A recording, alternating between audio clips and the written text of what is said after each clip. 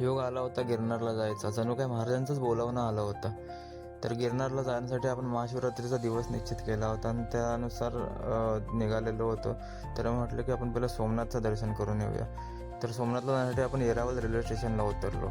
येरावल railway स्टेशनपासून सोमनाथ साधारणपणे 7 kilometre अंतरावर आहे. तसेच त्रिवेणी संगम, भालका तीर्थ, बिर्ला मंदिर असे अजून पण बरेच ठिकाणं आहेत इकडे फिरण्यासाठी. तर तुम्ही कधी येणार असाल तर ही माहिती. तर येरावल रेल्वे स्टेशन ते सोमनाथ मंदिर हा साधारण 7 किलोमीटरचा प्रवास आहे. प्रायव्हेट रिक्षा केली तर 150 रुपयेपर्यंत चार्जेस घेतात आणि जर शेअर ऑटो केलं तर 40 रुपये एका व्यक्तीचे आकारले जातात. तर आपण प्रायव्हेट रिक्षा करून पुढे सोमनाथ मंदिराकडे चाललो होतो. सोमनाथ हे मंदिर समुद्रकिनारी वसलं असल्यामुळे इकडे मासेमारी आणि व्यापारी बोटी बनवण्याचा फार मोठ्या प्रमाणात उद्योग चालतो. तर तुम्ही बघू शकता काय सुंदर नजारा आहे.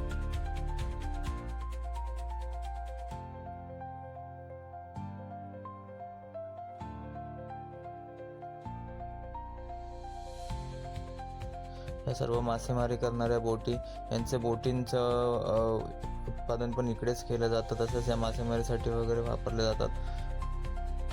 आणि आता पुढे आपण चाललो आहोत सोमनाथ मंदिराकडे. सोमनाथ मंदिरात आपण चाललो आहोत दर्शनासाठी, पण तिकडे एक छोटासा प्रॉब्लेम आहे. मंदिराच्या आतमध्ये मंदिर परिसरात कुठलाही मोबाईल कॅमेरा या गोष्टी अलाउड नाहीत. त्यामुळे आपण तिकडचं शूट घेऊ शकणार नाही आहे. तर आपण दर्शन करून पुढे जाणार आहोत भालका तीर्थला.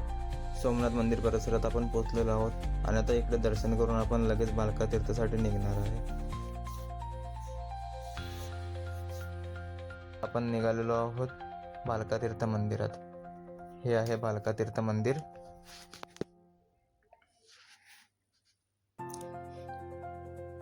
अतिशय शांत आणि सुंदर जागा आहे. भालका तीर्थ हे गुजरात राज्यातील सोमनाथ जवळ प्रभास पाटण येथे आहे. हे ठिकाण सोमनाथ मंदिरापासून साधारण 4 ते 5 किलोमीटर अंतरावर आहे.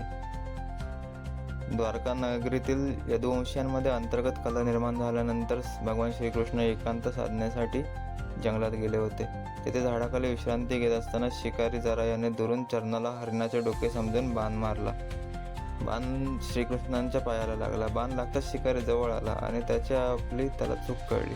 तो पश्चातापाने व्याकुळ झाला, परंतु भगवान श्रीकृष्णाने त्याला क्षमा केले आणि सांगितले की ही सर्व लीला पूर्वनियोजित होती आणि याच ठिकाणी श्रीकृष्णाने देहत्याग केला.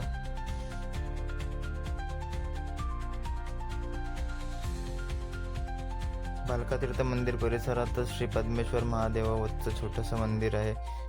महादेवांची पिंड आहे तिकडे आणि आपण नेमकं महाशिवरात्रीच्या आदल्या दिवशीच इकडे दर्शनाला आलेलो. तर पद्मेश्वर महादेवांचं दर्शन झालं आणि आता इथून आपण पुढे जाणार आहे गिरनारसाठी. इथून येरावल रेल्वे स्टेशनवरून आपण जुनागडला जाणार आहे आणि तिथे मुक्काम करून उद्या रात्री गिरनार पर्वतच्या चढाईला सुरुवात करणार आहोत. तर आजचा दिवस आपला इथेच संपणार आहे. आता आपण इकडून निघालेलो आहोत येरावल रेल्वे स्टेशनला.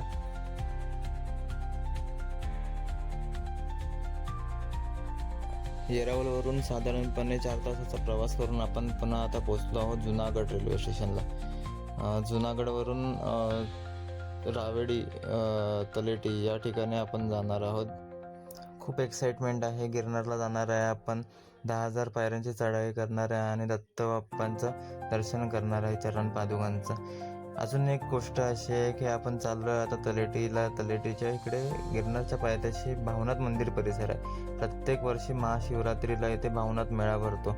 खूप मोठा मेळा असतो, खूप मोठी गर्दी असते. जवळजवळ 5 किलोमीटर आधीपासूनच गाड्यांना यायला इकडे मनाई असते. आणि अजून एक विशिष्ट असं आहे की इथे मिनी कुंभमेळा भरतो, जिकडे नागसाधू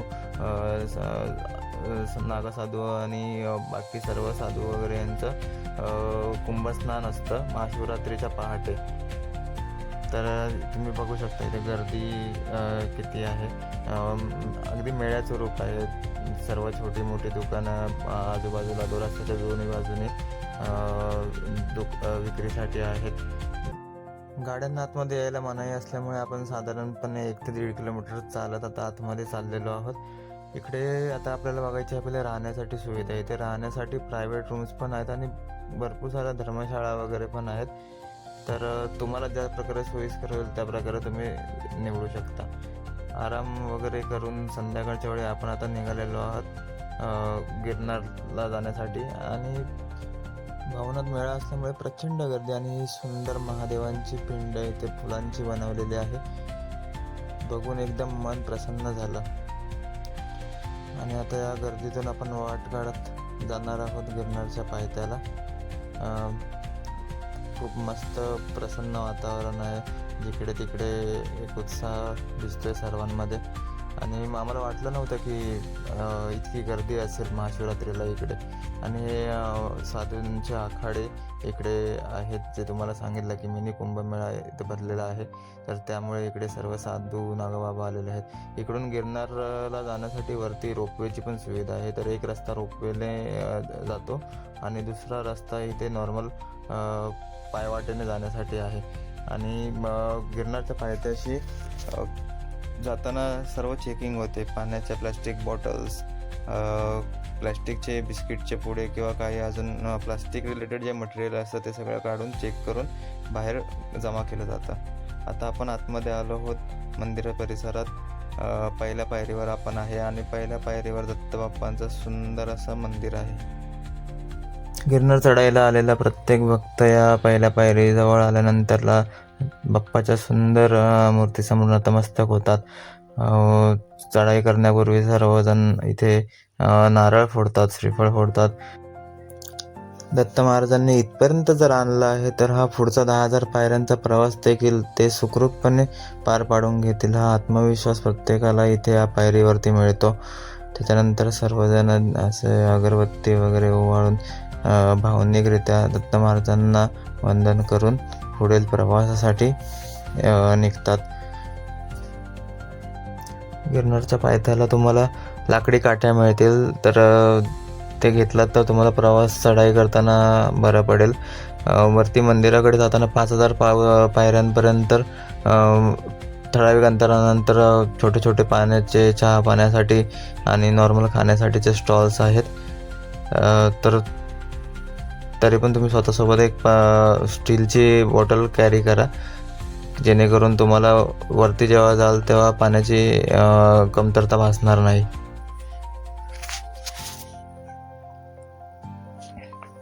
गिरनार पर्वतावरील विविध मंदिरे, प्रवास कसा होतोय पुढचा आपला आणि पर्वताबद्दलची अजून माहिती, ही सर्व आपण पुढच्या भागात देणार आहोत.